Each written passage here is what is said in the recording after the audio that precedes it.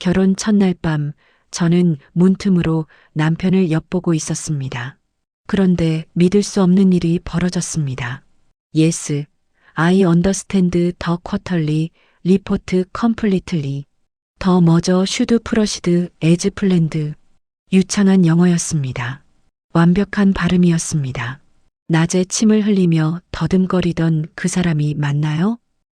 어떻게 이럴 수가. 저는 벽에 등을 기댄 채 숨을 멈췄습니다.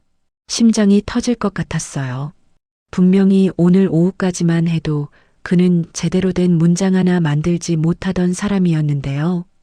이 남자의 정체가 밝혀지는 순간 제 인생이 완전히 바뀌었습니다. 도대체 무슨 일일까요? 저와 결혼한 이 남자는 정말 누구일까요? 그리고 왜 저는 이런 상황에 놓이게 된 걸까요? 이 놀라운 상황의 전체 이야기가 궁금하시다면 잠시만 구독 버튼을 눌러주세요.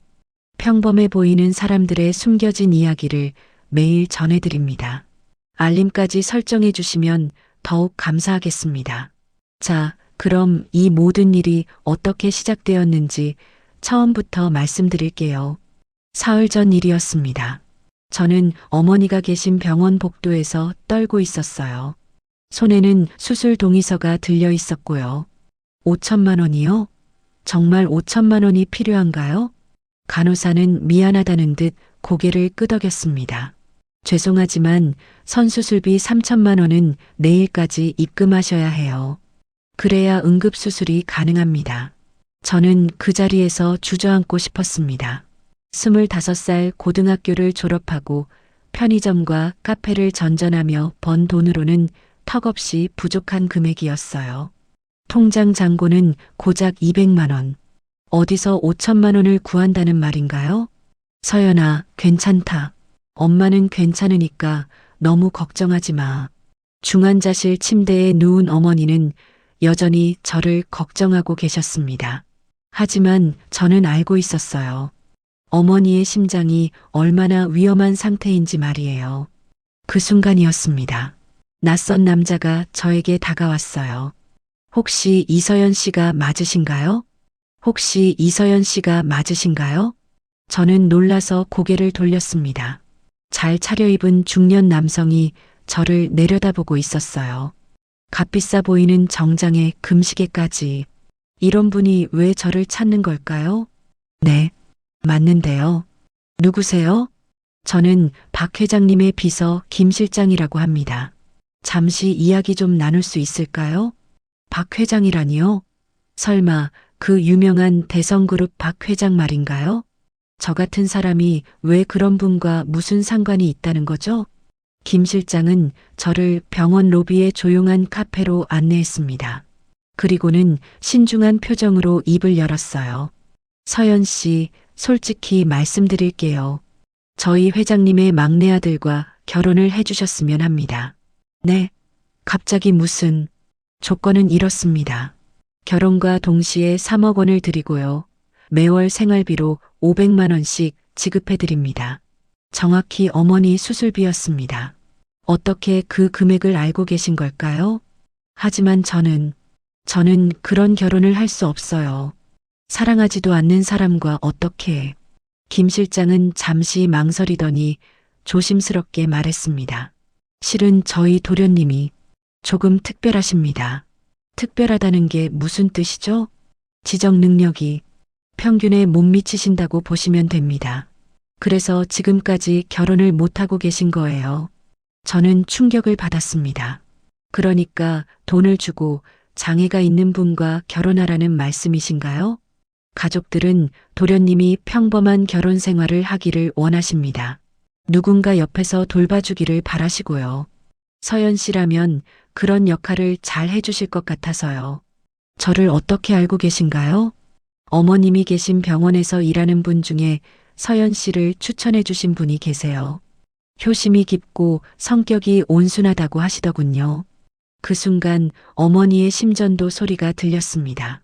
불규칙하고 약해지는 소리였어요. 시간이 많지 않으실 텐데요. 어머님 상태가. 김 실장의 말에 저는 가슴이 철렁했습니다. 어머니가 위험하다는 뜻이었어요. 며칠 정도 생각해 볼 시간을 주실 수 있나요? 죄송하지만 내일까지 답을 주셔야 합니다. 도련님도 빨리 결혼하고 싶어 하시거든요. 김 실장이 가고 나서 저는 혼자 남았습니다. 카페 유리창 너머로 보이는 하늘이 너무 답답했어요. 그날 밤 저는 어머니 옆에서 밤을 새웠습니다. 어머니는 계속 잠꼬대를 하셨어요. 서연아, 미안하다. 엄마 때문에 너무 힘들지. 엄마, 저는 괜찮아요. 정말 괜찮으니까 너무 걱정하지 마세요.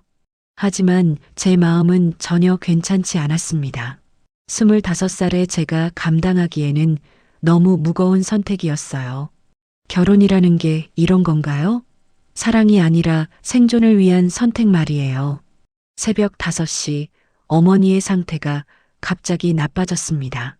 심장 박동수가 떨어지면서 응급실로 옮겨졌어요. 수술을 더 이상 미룰 수 없습니다. 오늘 당장 하셔야 해요. 의사 선생님의 말에 저는 무너져 내렸습니다. 시간이 없었어요. 더 이상 고민할 여유도 없었습니다. 저는 떨리는 손으로 김 실장에게 전화를 걸었습니다. 결혼하겠습니다. 좋은 결정이십니다. 오늘 오후에 도련님과 만나보시겠어요? 그렇게 저의 인생은 완전히 바뀌게 되었습니다.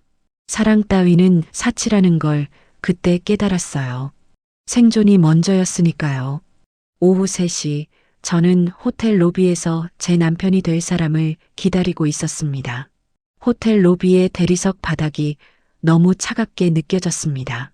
저는 평생 와본 적 없는 그런 고급 호텔에 앉아 있었어요. 샹들리에에서 내려오는 빛이 눈부셨습니다. 도련님이 오셨습니다. 김 실장의 목소리에 저는 고개를 들었습니다. 그리고 그 순간 저는 말 그대로 충격을 받았어요. 키는 제법 컸지만 어딘가 어색하게 걸어오는 남자가 보였습니다. 입을 조금 벌린 채로 침을 흘리고 있었어요. 눈빛도 초점이 없어 보였고요. 안녕하세요. 그가 더듬거리며 인사했습니다. 목소리도 어눌했어요. 정말로 지적 장애가 있는 분이구나 싶었습니다. 민준이라고. 박민준이에요. 그는 제 앞에 앉으면서 계속 웃고 있었어요. 하지만 그 웃음이 왠지 어색했습니다. 뭔가 상황을 제대로 파악하지 못하는 것 같았어요. 저는 이서연입니다. 서연 누나. 예뻐요. 그는 손뼉을 치면서 좋아했습니다.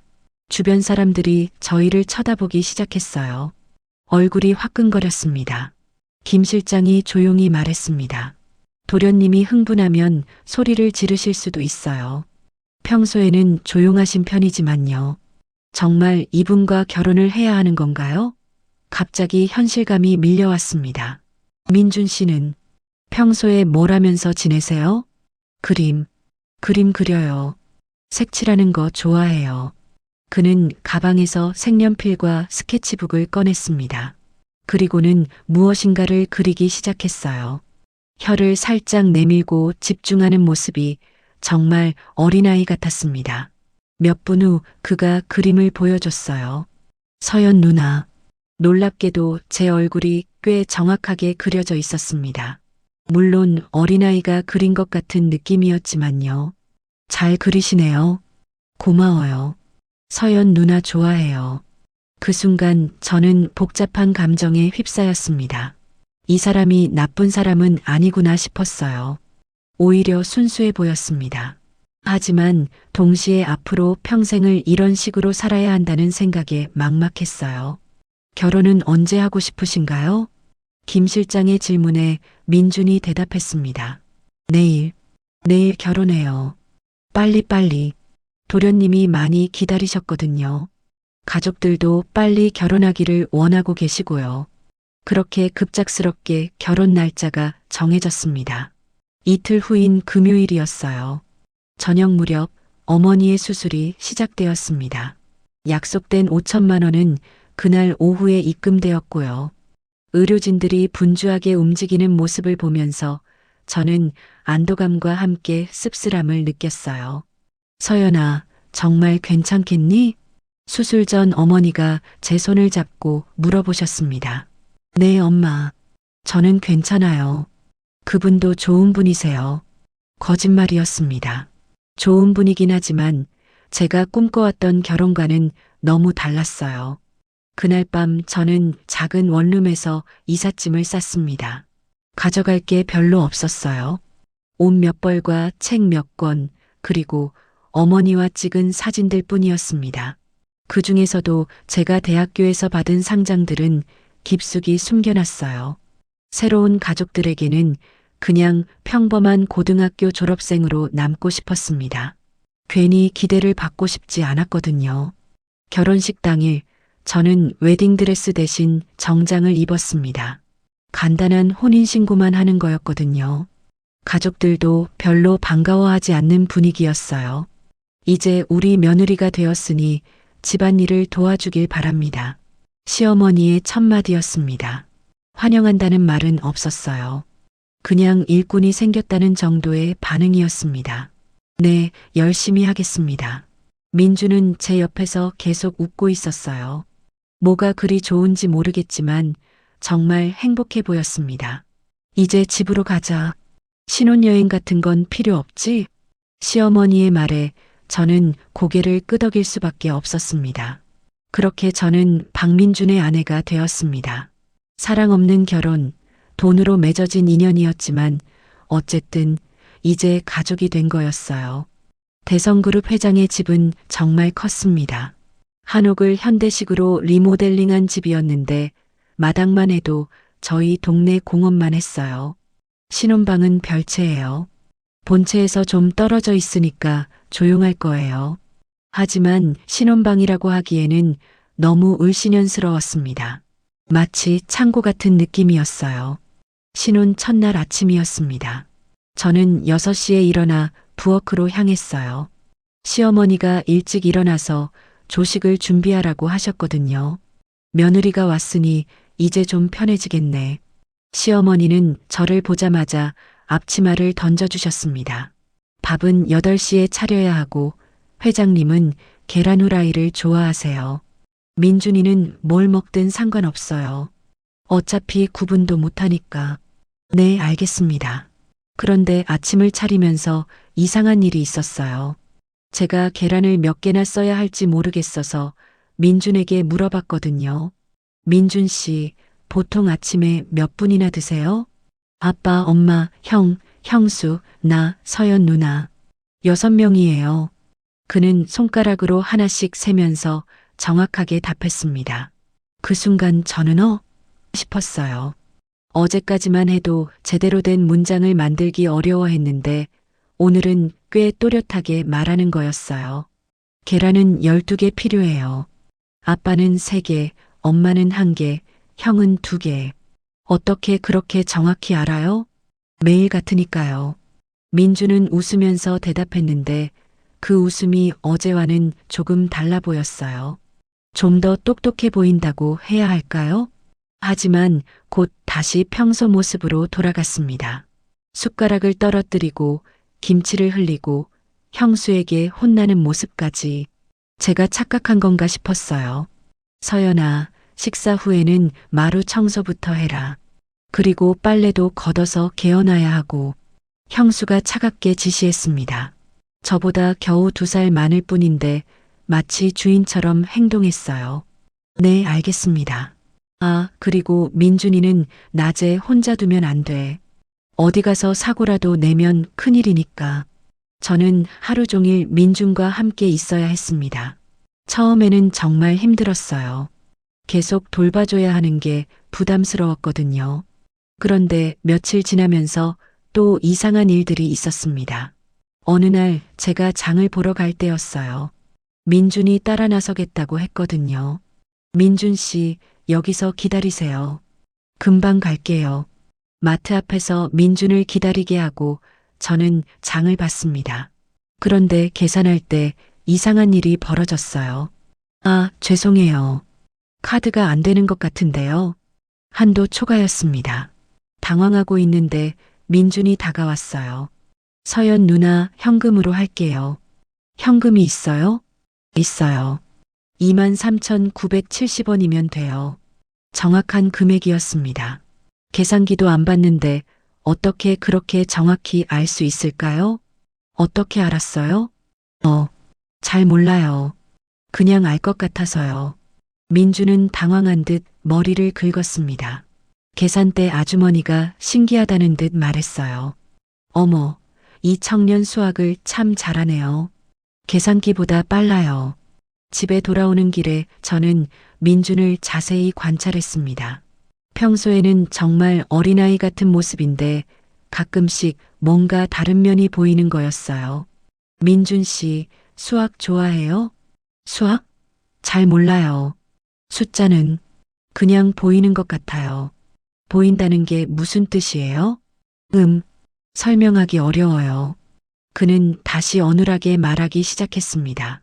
그날 밤 시어머니가 저를 불렀어요.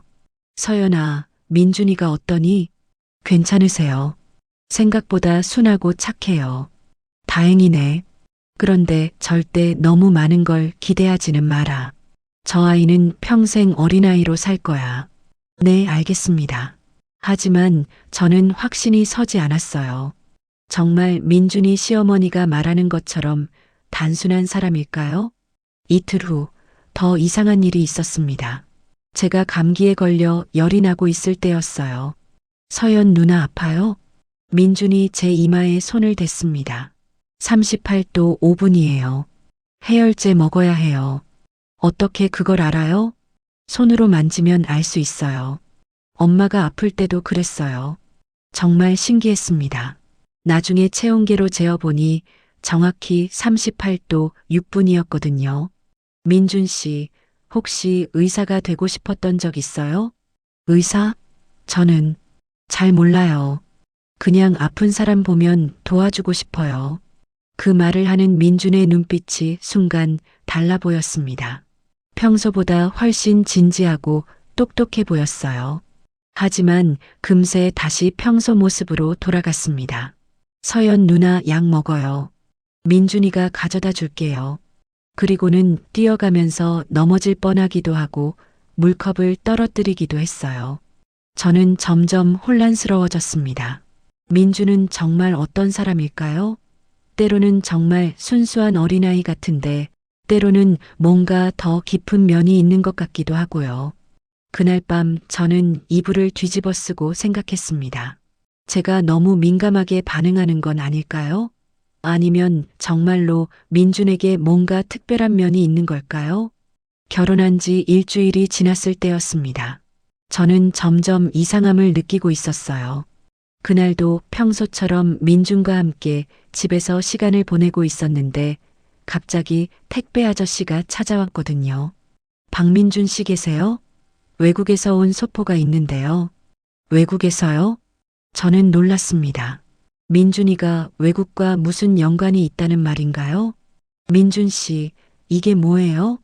민준은 소포를 받아들고는 당황한 듯 어쩔 줄 몰라 했어요.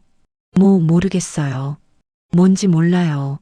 하지만 그가 소포에 적힌 영어 주소를 읽는 모습을 보고 저는 깜짝 놀랐습니다. 입술을 움직이며 분명히 영어를 읽고 있었거든요. 민준 씨, 영어 할 줄 알아요? 영어? 몰라요. 모른다고 했잖아요. 그는 급하게 소포를 방 안에 숨겼습니다. 뭔가 숨기려는 것 같았어요. 다음 날 더 이상한 일이 벌어졌습니다. 시어머니가 갑자기 저에게 말했거든요. 서연아, 오늘 민준이와 함께 병원에 가야 해. 정기 검진이 있어. 정기 검진이요? 응, 저 아이는 석 달마다 병원에 가서 검사를 받아야 해. 너도 이제 가족이니까 함께 가렴. 병원에 가는 길에 민준의 행동이 이상했습니다. 평소에는 차만 타도 신나서 소리를 지르곤 했는데 그날은 유난히 조용했어요. 민준 씨, 괜찮아요? 병원 가는 게 무서워요? 무섭지 않아요. 그냥 싫어요. 병원에 도착해서 의사 선생님과 상담하는 동안 정말 놀라운 일이 있었습니다. 민준 씨, 오늘 컨디션은 어때요? 의사 선생님이 영어로 물어봤거든요. 그런데 민준이 대답했어요. 인파인 생크유. 완벽한 발음이었습니다. 저는 입이 벌어졌어요. 민준 씨가 영어를 해요? 의사 선생님이 당황해서 저를 보더니 급하게 말했습니다. 아니에요. 그냥 간단한 인사말 정도는 외워서 하는 거예요. 별 의미 없어요. 하지만 저는 확신했습니다. 그건 단순히 외운 말이 아니었어요. 자연스러운 발음과 억양이었거든요. 집에 돌아오는 길에 저는 민준에게 물어봤습니다. 민준 씨, 아까 병원에서 영어로 대답했잖아요. 영어? 언제요? 저는 영어 못해요. 인파인 생크유라고 했잖아요. 그런 말 안 했어요. 서연 누나가 잘못 들었나 봐요. 민주는 정말 모르는 것 같았습니다. 아니면 정말 잘 연기하는 건가요? 그날 밤 저는 잠이 오지 않아서 화장실에 갔다가 우연히 민준의 방 앞을 지나게 되었어요. 그런데 방 안에서 이상한 소리가 들리는 거였어요. 귀를 대고 들어보니 민준이 누군가와 전화하고 있었습니다. 네, 알겠습니다. 다음 주 회의 자료는 제가 준비하겠습니다. 완전히 다른 목소리였어요. 또렷하고 차분했습니다. 어제까지의 그 어눌한 목소리가 아니었거든요. 서연이가 의심하기 시작한 것 같은데 좀 더 조심해야겠어요. 저는 심장이 터질 것 같았습니다. 민준이 저에 대해 이야기하고 있었어요. 그것도 완전히 정상적인 말투로요. 네, 아직은 괜찮습니다.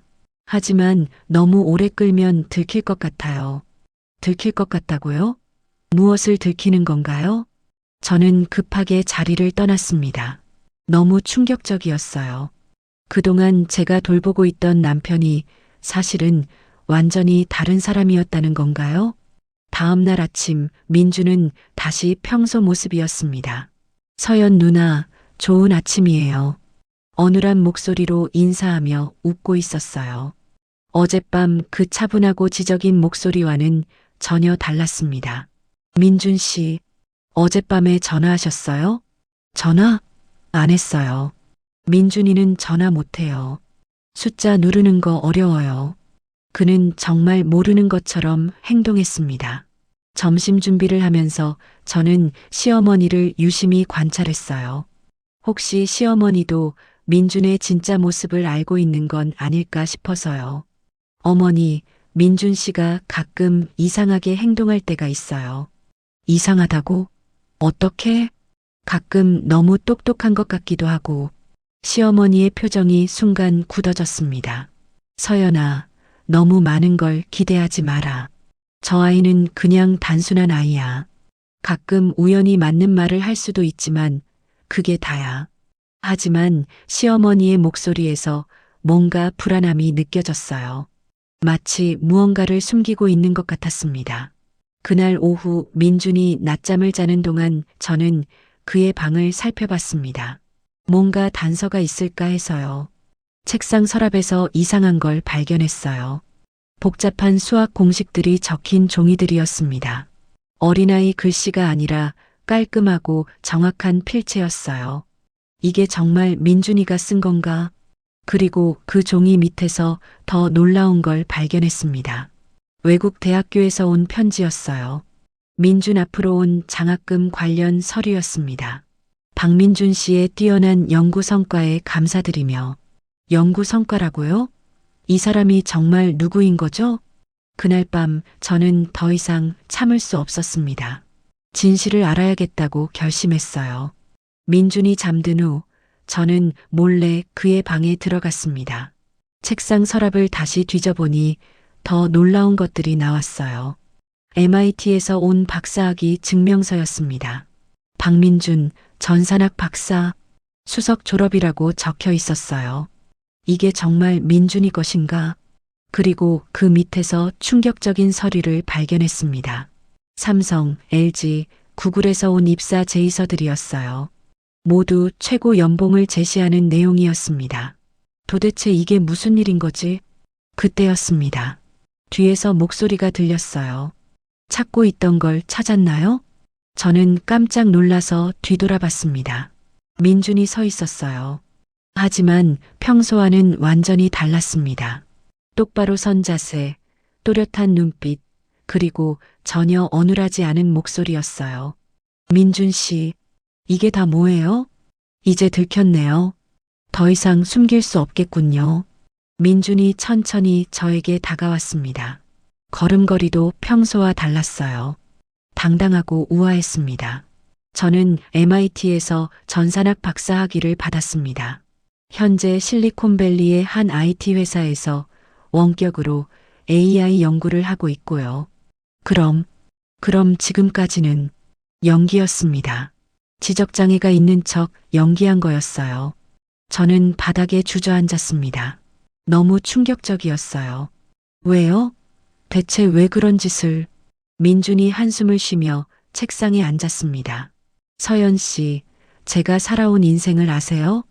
어릴 때부터 천재라는 소리만 들었어요.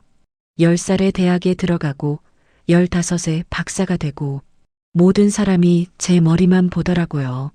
그게 나쁜 건가요? 여자들도 마찬가지였어요. 제 지능과 돈만 보는 거였어요. 진짜 저를 사랑하는 사람은 아무도 없었습니다. 민준의 목소리에서 깊은 상처가 느껴졌어요. 그래서 실험을 해보기로 했습니다. 만약 제가 아무것도 모르는 바보라면 정말로 저를 사랑해줄 사람이 있을까 하고요. 실험이라고요? 네. 저는 지적장애가 있는 척 연기했고 부모님께 결혼 상대를 구해달라고 부탁했어요. 조건은 단 하나, 돈이 급하게 필요한 사람이어야 한다는 것이었습니다. 저는 믿을 수 없었습니다. 그럼 저는 실험 대상이었다는 말이에요? 처음에는 그럴 생각이었어요. 하지만 민준이 저를 바라봤습니다. 그 눈빛이 진실해 보였어요. 하지만 서연 씨를 보면서 마음이 바뀌었습니다. 정말 순수하고 착한 분이더라고요. 저 같은 바보를 진심으로 돌봐주려고 하시는 모습을 보면서 그래서 계속 속인 거예요? 미안해요. 정말 미안합니다. 하지만 이제는 확신해요. 서연 씨는 진짜 좋은 사람이라는 걸. 그때 방 밖에서 소리가 들렸습니다. 민준아, 뭔 소리가 이렇게 크냐? 시아버지의 목소리였어요. 민준이 급하게 평소 목소리로 바꿨습니다. 아무것도 아니에요. 서연 누나랑 이야기하고 있어요. 서연이도 있구나. 너무 늦게까지 떠들지 마라. 네, 알겠습니다. 시아버지가 가고 나서 민준이 다시 정상적인 목소리로 말했어요. 가족들은 모르세요? 어머니만 아세요. 아버지와 형은 정말로 제가 장애가 있다고 생각하고 계셔요. 어머니가 알고 계신다고요? 네. 어머니가 이 실험에 동의해 주셨거든요. 저를 진짜 사랑하는 사람을 찾아보라고 하시면서 저는 머리가 띵했습니다. 시어머니도 공범이었다는 말인가요? 그럼 저를 하녀 취급한 것도 실험의 일부였어요. 정말 힘든 상황에서도 저를 돌봐줄 사람인지 테스트하려고요. 말도 안 돼요. 저는 소리를 지르고 싶었지만 다른 가족들이 들을까봐 참았습니다. 서연 씨, 저는 진심이에요. 처음엔 실험이었지만 지금은 정말로 사랑해요. 사랑이라고요? 저를 속이고 이용하면서 사랑이라고요? 미안해요. 정말 죄송합니다. 하지만 이제부터는 진실만 말하겠어요. 민준이 제 손을 잡으려고 했지만 저는 뿌리쳤습니다. 절대 만지지 마세요. 그날 밤 저는 한잠도 자지 못했습니다. 지금까지의 모든 일들이 거짓말이었다니 제가 얼마나 바보같이 속고 있었던 건가요? 민준이 지적장애가 있다고 생각하면서 동정하고 불쌍히 여기고 돌봐주려고 했던 제 자신이 너무 한심했어요.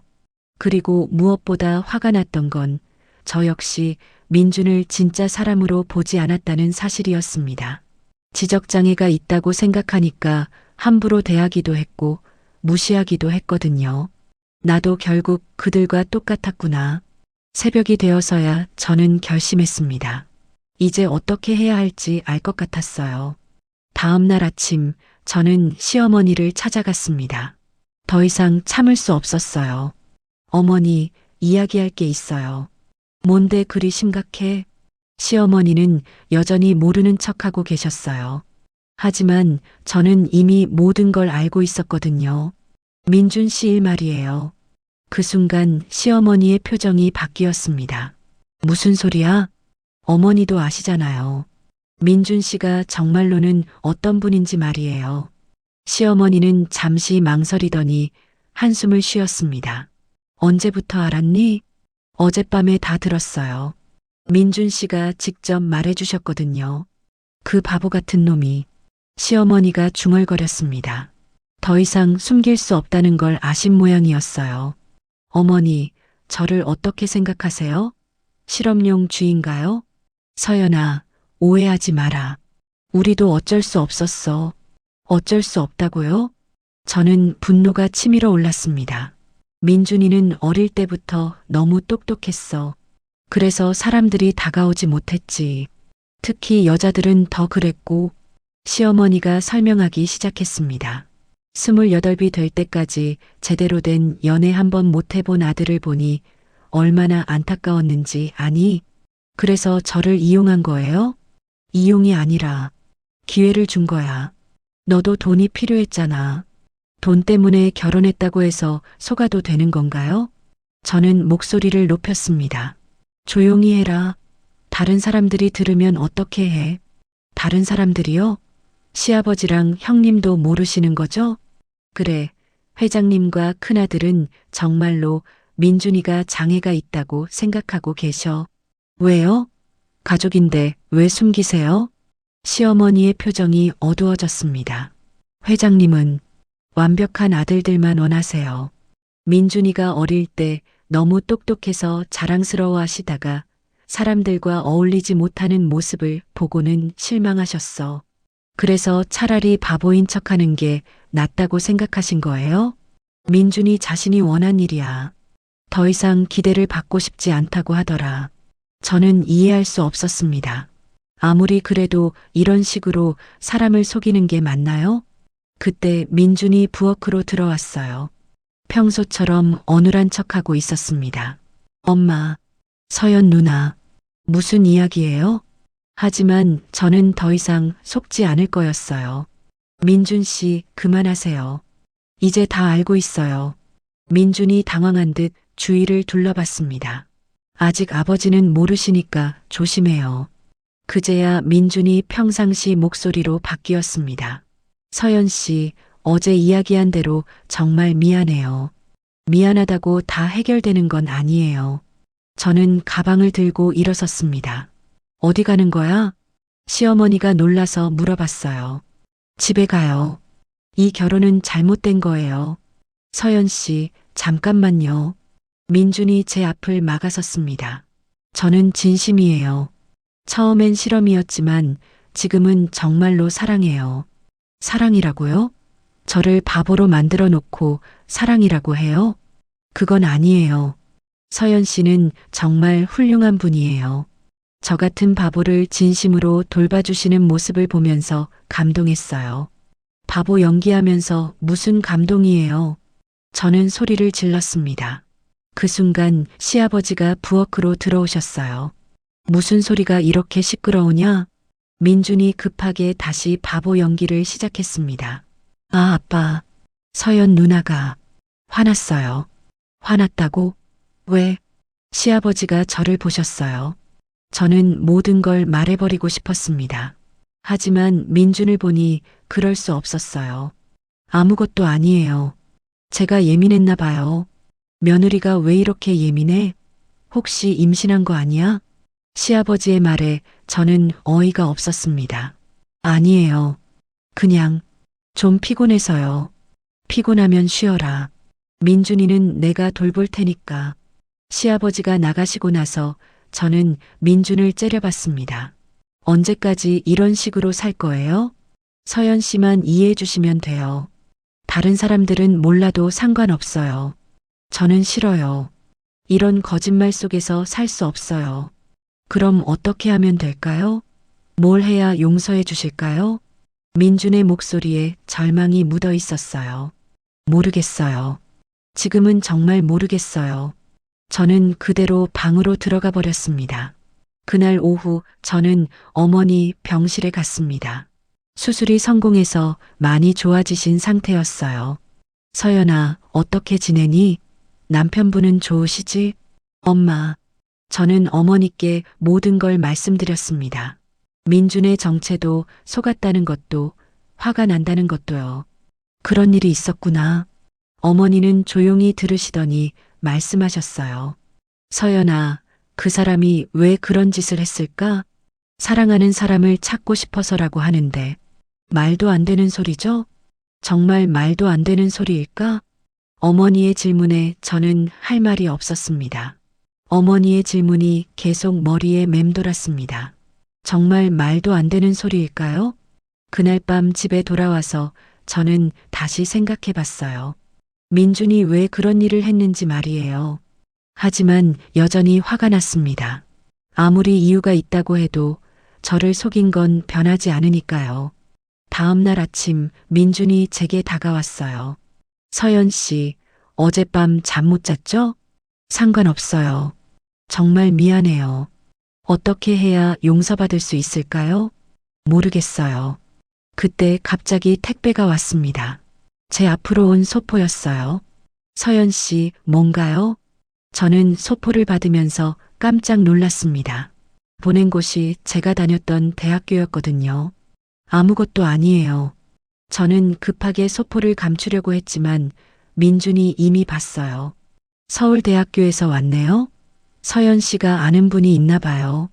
그냥 친구가 보낸 거예요. 하지만 민준의 눈빛이 예리해졌습니다. 친구가 대학교 이름으로 보내나요? 보통은 개인 이름으로 보내는데 순간 저는 당황했어요. 민준이 너무 똑똑하니까 금세 눈치챌 것 같았거든요. 민준 씨, 그냥 넘어가 주세요. 서연 씨도 뭔가 숨기고 있는 거네요. 민준이 웃으면서 말했습니다. 저는 아무것도 안 숨겨요. 정말요? 그럼 그 소포 열어봐도 될까요? 안 돼요. 저는 너무 급하게 말해버렸어요. 역시 뭔가 있군요. 저만 비밀이 있는 줄 알았는데 민준이 의미심장하게 웃었습니다. 서연 씨, 혹시 대학교 나오셨어요? 왜 그런 걸 물어봐요? 아니, 그냥 가끔 너무 똑똑하신 것 같아서요. 저는 식은땀이 났습니다. 들킬까봐 무서웠어요. 저는 고등학교 졸업이라고 했잖아요. 맞아요. 그렇게 말씀하셨죠. 하지만 민준이 갑자기 진지해졌습니다. 서연 씨가 청소할 때 보면 너무 체계적이에요. 마치 무슨 시스템이 있는 것처럼요. 그리고 설거지할 때도 화학 지식이 있는 것 같고요. 그건 그냥 음식 만들 때도 영양소 계산을 너무 정확히 하시고 가끔 영어 단어도 자연스럽게 나오시더라고요. 민준이 하나씩 말할 때마다 저는 더 당황했어요. 그리고 며칠 전에 제가 수학 공식 적어 놓은 걸 보시더니 잠깐 보고도 바로 이해하시는 것 같더라고요. 그런 게 아니에요. 서연 씨, 저희 서로 솔직해져요. 저도 진실을 말했으니까 서연 씨도 말해주세요. 저는 더 이상 숨길 수 없다는 걸 깨달았습니다. 정말 알고 싶어요? 네. 저는 한숨을 쉬고 방으로 들어갔습니다. 그리고 깊숙이 숨겨두었던 상자를 꺼냈어요. 이게 뭐예요? 민준이 상자를 보며 물어봤습니다. 저는 상자를 열었어요. 안에는 졸업장과 각종 상장들이 들어 있었습니다. 서울대학교 화학공학과 졸업, 수석 졸업, 대학원 수석 졸업. 이게 다 서연 씨 거예요? 민준이 믿을 수 없다는 표정으로 말했습니다. 네. 저는 서울대 화학공학과를 수석으로 졸업했어요. 대학원까지 마쳤고요. 그럼 왜 고등학교 졸업이라고? 삼성에서 입사 제의가 왔었어요. 연봉 8천만 원으로요. 저는 그동안 숨겨왔던 이야기를 꺼냈습니다. 하지만 어머니가 갑자기 쓰러지셨어요. 그래서 입사를 포기하고 어머니를 돌봤거든요. 그래서 편의점에서 일하신 거군요. 네. 어머니 병원비 때문에 돈이 필요했어요. 그런데 고학력자라고 하면 시어머니께서 더 많은 걸 기대하실 것 같아서 숨겼어요. 민준이 졸업장을 보면서 말했습니다. MIT 전산학과랑 서울대 화학공학과. 우리 둘 다 명문대 출신이네요. 서로 속이고 있었던 거죠. 왜 숨기셨어요? 자랑스러운 일인데. 자랑스럽기는요. 이 학벌 때문에 얼마나 많은 사람들이 저를 이상하게 봤는지 아세요? 저는 쓴웃음을 지었습니다. 25살 여자가 대학원까지 나와서 뭐 하냐고, 시집은 언제 가냐고, 남자들이 무서워한다고, 그런 말들만 들었어요. 그래서 차라리 평범한 사람인 척한 거군요. 네, 그게 편했어요. 민준이 저를 바라봤습니다. 우리 참 비슷하네요. 둘 다 너무 똑똑해서 숨기고 살았다니. 비슷하긴 뭐가 비슷해요. 민준 씨는 저를 실험 대상으로 본 거잖아요. 그건 아니에요. 이제는 정말 아니에요. 민준이 진지하게 말했습니다. 서연 씨, 저는 이제야 깨달았어요. 제가 찾던 사람이 바로 서연 씨라는 걸요. 무슨 뜻이에요? 저는 저를 똑똑하다고 해서 좋아하는 사람도 싫었고, 바보라고 해서 무시하는 사람도 싫었어요. 그냥 저를 있는 그대로 봐주는 사람을 원했거든요. 민준의 목소리가 떨렸습니다. 서연 씨는 제가 바보라고 생각할 때도 진심으로 돌봐주셨잖아요. 그게 얼마나 고마웠는지 몰라요. 민준의 마지막 말이 제 마음 깊숙이 들어왔습니다. 정말로 그랬어요. 저는 민준이 바보라고 생각할 때도 무시하거나 함부로 대하지 않았거든요. 민준 씨, 서연 씨도 마찬가지예요. 저를 천재라고 알았다면 아마 다르게 대했겠죠? 기대하고 부담 주고 이용하려고 했을지도 몰라요. 민준의 말이 맞았습니다. 저도 사실 인정해야 했어요. 하지만 서연 씨는 제가 아무것도 모르는 바보라고 생각하면서도 진심으로 잘해주셨잖아요. 그게 얼마나 어려운 일인지 아세요? 저도 솔직히 말하면 저는 잠시 망설였습니다. 처음에는 불쌍하다고 생각했어요. 동정심도 있었고요. 하지만 시간이 지나면서 정말 좋은 사람이라는 걸 알게 됐어요. 그거면 충분해요. 민준이 미소를 지었습니다. 처음엔 동정이어도 상관없어요. 진심이 되었으니까요. 그 순간 저는 깨달았습니다. 민준 말이 맞았어요. 저도 처음엔 실험이었을지 모르지만 지금은 정말 이 사람을 걱정하고 있었거든요. 민준 씨, 그럼 이제 어떻게 할 거예요? 계속 가족들을 속일 건가요? 아니요. 이제 그만할 거예요. 민준이 단호하게 말했습니다. 아버지와 형한테 진실을 말씀드릴 거예요. 더 이상 거짓말하고 싶지 않아요. 정말요? 네. 서연 씨 때문에 깨달았어요. 진짜 사랑이라면 거짓말이 있으면 안 된다는 걸요. 그날 저녁 민주는 정말로 가족회의를 소집했습니다. 아버지, 형, 어머니, 그리고 서연. 모두 모여주세요. 시아버지와 형님이 의아해하며 거실에 모였어요. 민준아, 무슨 일이야? 말씀드릴 게 있어요. 민준이 똑바로 선 자세로 말했습니다. 그 순간 가족들의 표정이 변했어요. 민준아, 너. 시아버지가 놀란 목소리로 말씀하셨습니다. 네, 아버지. 저는 지적장애가 없습니다. 지금까지 연기였어요. 뭐라고? 형님이 벌떡 일어났습니다. MIT에서 박사학위를 받았고 현재 AI 연구원으로 일하고 있어요. 민준이 차근차근 설명했습니다. 왜 그런 거짓말을 했는지, 어떤 마음이었는지 모든 걸 솔직하게 말했어요. 그럼 우리가 그동안 바보 취급한 건? 형님이 충격받은 표정으로 말했습니다. 죄송해요, 형. 하지만 저는 그것도 좋았어요. 처음으로 부담 없이 가족과 지낼 수 있었거든요. 시아버지는 한동안 말씀이 없으시더니 말씀하셨어요. 민준아, 내가 그렇게 힘들었구나. 아버지, 내가 너에게 너무 많은 걸 기대했나 보다. 미안하다. 그 순간 민준의 눈에 눈물이 고였습니다. 아니에요, 아버지. 아버지 잘못이 아니에요. 가족들이 서로 화해하는 모습을 보면서 저도 감동받았어요. 그런데 서연이는 언제부터 알았니? 시아버지가 저에게 물어보셨습니다. 며칠 전에 알게 됐어요. 그래도 떠나지 않았구나. 네. 저도 사실은 저는 용기를 내서 제 이야기도 했습니다. 서울대 졸업생이라는 것, 왜 숨겼는지, 어떤 마음이었는지 모든 걸 말씀드렸어요. 어머나, 우리 며느리가 그렇게 똑똑한 사람이었구나. 시어머니가 놀라워하셨어요. 왜 그런 좋은 걸 숨겼니? 기대받기가 부담스러웠어요. 그냥 평범하게 살고 싶었거든요. 시아버지가 웃으시며 말씀하셨어요. 참 재미있는 부부로구나. 둘 다 너무 똑똑해서 바보인 척 했다니. 그날 밤 민준과 저는 처음으로 진짜 대화를 나눴습니다. 서연 씨, 이제 정말 새로 시작할 수 있을까요? 글쎄요. 쉽지 않을 거예요. 왜요? 이제 서로의 진짜 모습을 알았으니까 더 어려울 수도 있어요. 민준이 고개를 끄덕였습니다. 맞아요. 이제 변명할 수 없으니까요. 하지만 저는 민준을 바라봤습니다. 그래도 진짜 모습으로 사랑받는 게 더 좋지 않을까요? 당연하죠. 민준이 제 손을 잡았습니다. 이번엔 뿌리치지 않았어요. 서연 씨, 앞으로는 거짓말 없이 살아요.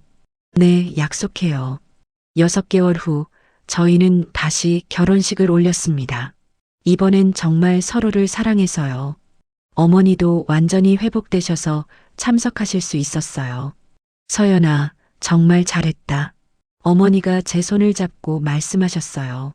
진짜 사랑을 찾았구나. 네, 엄마. 이제 정말 행복해요. 결혼식장에서 민준이 저에게 말했어요. 서연 씨, 감사해요. 저에게 진짜 사랑이 뭔지 가르쳐줘서요. 저야말로 고마워요. 있는 그대로의 저를 사랑해줘서요. 그날 저희가 나눈 서약은 이거였어요. 앞으로는 절대 서로를 속이지 않겠습니다. 있는 그대로의 모습으로 사랑하겠습니다. 지금 돌이켜보면 참 이상한 사랑이었어요. 서로 거짓말로 시작했지만 그 거짓말 때문에 오히려 진짜 사랑을 찾게 됐으니까요. 여러분에게 묻고 싶어요. 사랑이란 과연 무엇일까요? 똑똑한 모습만 보여주는 게 진짜일까요? 아니면 약한 모습까지도 받아주는 게 진짜일까요? 그리고 혹시 여러분도 진짜 모습을 숨기고 살고 있지는 않나요? 저희처럼 용기를 내어 진짜 모습을 보여주면 여러분도 진짜 사랑을 만날 수 있을 거예요.